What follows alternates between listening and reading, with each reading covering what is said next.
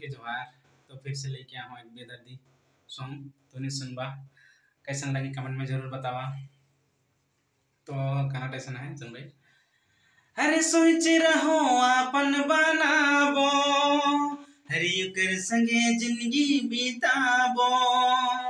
अरे सोच रहो अपन बनाबो, हरियुकर संगे जिंदगी बिताबो।